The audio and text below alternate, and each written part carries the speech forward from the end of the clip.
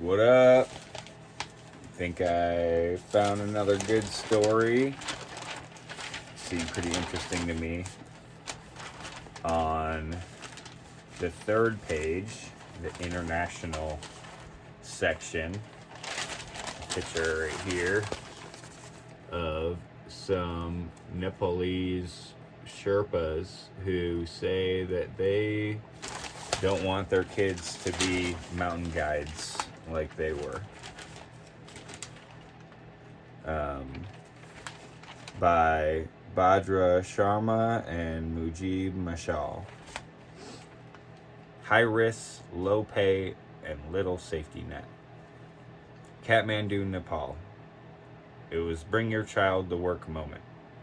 The father's intention, however, was not to inspire.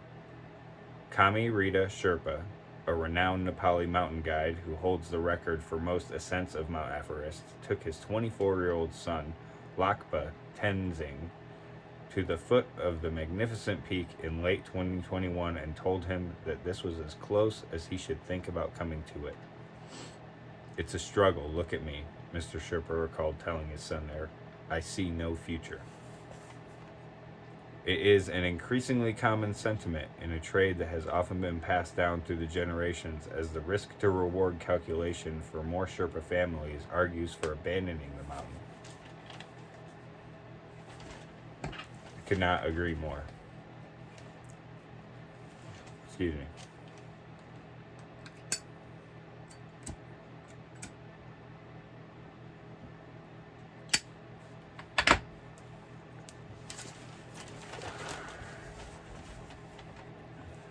The dangers of guiding climbers to the world's highest peak, with the ever-present possibility of falls, avalanches, and extreme weather, are evident.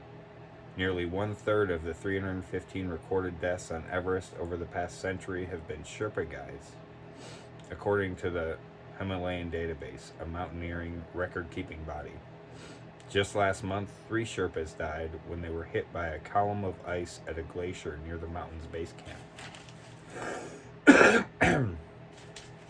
The pay is also modest for all but those who make it to an elite and decorated club of guides after years of grueling climbs and proven success. Sherpas early in their career make about $4,000, minus expenditures for arranging gear for their once-a-season Everest expedition, which accounts for the bulk of their yearly income. But what is pushing Sherpas to leave the industry and to discourage their children from taking it up is the scant security it offers. If a guide becomes disabled or ends up dead, there is little safety net for his family. Insurance payouts are limited, and a promised government welfare fund for Sherpa guides has not materialized. Some who abandon the mountains are migrating abroad, a common path to better job prospects in one of Asia's poorest countries. Others have found whatever work they can inside Nepal.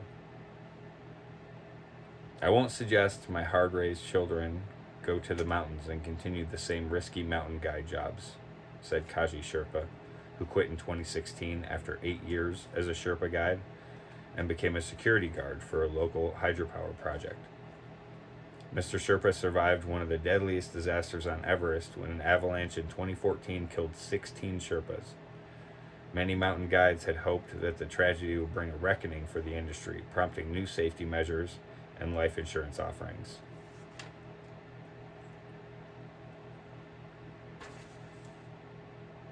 After the disaster, the Sherpas threatened to cancel Everest expeditions, which bring millions of dollars every year to Nepal. The government then announced the welfare fund for climbing guides, but according to government officials and expedition leaders, it has never been activated. That's some bullshit.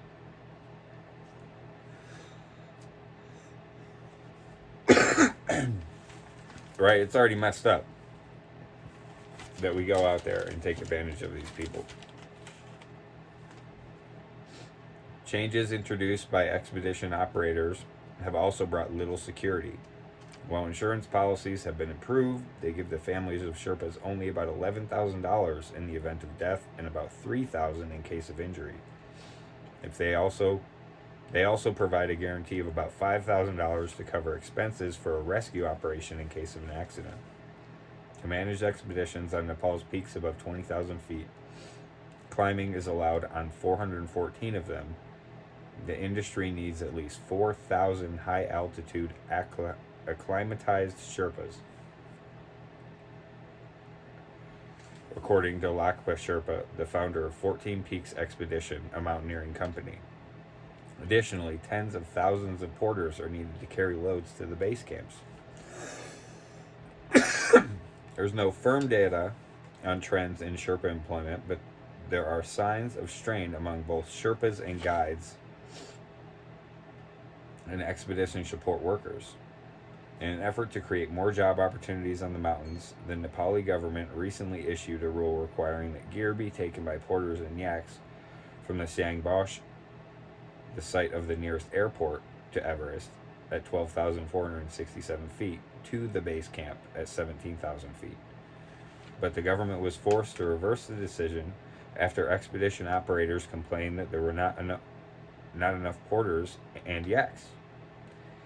In March, only weeks before the season began, officials ordered that helicopters be allowed to ferry the loads to the base camp. As Sherpas abandon the mountains, expedition organizers say they are already seeing patterns. Sherpa guides, famous for their endurance at high altitudes and in extreme climates, largely come from ethnic communities living close to Nepal's mountains. Sherpas from the Khumbu region, seen as pioneers in mountaineering, are dwindling in numbers.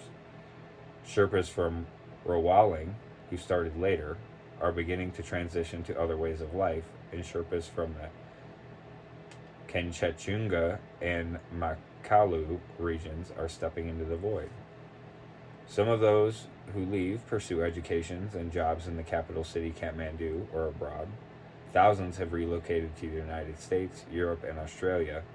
A few of them have found work in climbing, while others take up gig work or other jobs. They don't return to climb mountains or even go back to their villages, said Dwara Stephen Sherpa, an expedition organizer, so you don't find a lot of Sherpas in Khumbu. Many of them are in Colorado, New York, Austria, Switzerland. Among those who have left the mountains behind is Appa Sherpa, a famed guide who has held the record for the most summits of Everest until Kamirita Sherpa broke it in 2018. Appa Sherpa, who is now 63, moved to Utah in 2006 and settled his family there. It's all for education, Tenzing Sherpa, the eldest son of Appa Sherpa and an accountant at a biotech firm, said by phone. Both my dad and mom were deprived of education, so he worked hard in the mountains. For Kamirita Sherpa, the decision to discourage his son from following him to Everest came from his own hard journey. Despite being an elite echelon of Sherpas, he has scaled Everest 26 times. His earnings barely cover the expenses of his family of 4. They live at a rented apartment in Kathmandu. Every spring, when Mr. Sherpa leads his next expedition to Everest, his family holds its breath. I pray day and night and light candles at Budhanath Stupa for his well-being when he remains away from home, his wife, Lakpa Janmu, said, referring to a Buddhist shrine in Kathmandu. The sigh of relief comes only when I see him entering through the door. Mr. Sherpa said he would continue working on the mountain for the rest of his career. If I lead an expedition team, scores of Sherpas get jobs as porters, he said, adding that it brings the state thousands of dollars. I will keep working at least for a few years. But he and his wife have ensured other paths for their children. Their daughter, Pasang, 21, is in the final semester of a bachelor's program in information technology. Lakpa, their 24-year-old son, is completing a degree in tourism management. I know about the legacy he holds, Lakpa said of his father. I plan to be a landscape photographer. That will keep me closer to the mountain, but from a distance. I like that one. And I love you. Until next time.